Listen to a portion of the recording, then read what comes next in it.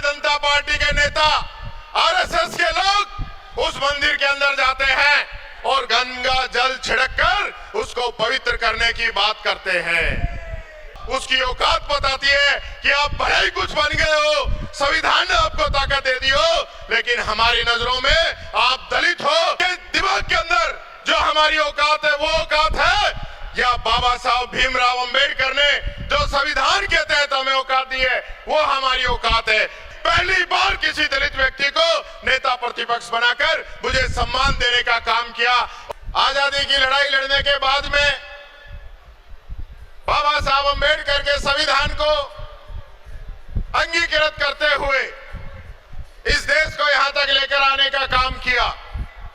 इस संविधान ने देश के दलित, पिछड़े, महिला, मजदूर, किसान सब लोगों को बराबरी का हक दिया और आज यह देश यहां तक पहुंचा।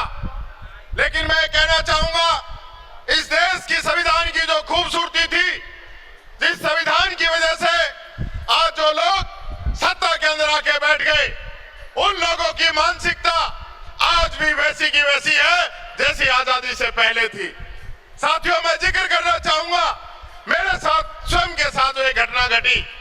3 दिन पहले मैं भगवान श्री राम के एक मंदिर के अंदर गया। वह मंदिर का नवनिर्माण हुआ था, उन लोगों ने मुझे बुलाया था। उसके बाद भारतीय जनता पार्टी के नेता, आरएसएस के लोग उस मंदिर के अंदर जाते हैं और गंगा जल छिड़ककर उसको पवित्र करने की बात करते हैं। मैं कहना चाहूंगा, पूछना चाहूंगा उन लोगों से, क्या वो आज भी ये सोचते हैं कि हमारी औकात क्या है? उनके दिमाग के अंदर जो हमारी औकात है वो औकात है या बाबा साहब भीमराव अंबेडकर ने जो संविधान के तहत हमें औकात दी है वो हमारी औकात है? ये बात मैं इन लोगों से पूछना चाहूंगा। मैंने विधानसभा के अंदर इनको चैलेंज किया।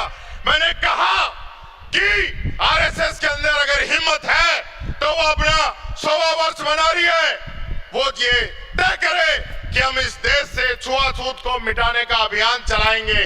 मेरा इतना कहते ही पूरे भारतीय जनता पार्टी की सरकार को मिर्ची लग गई। सब लोग खड़े हो गए और मेरा विरोध किया। मैंने कहा कि मुझे खुशी होती कि आप लोग कहते कि बाबा साहब अंबेडकर का जो संविधान कहते हैं उसमें जो नेता प्रतिपक्ष ने बात कही उसमें हम सहयोग करेंगे।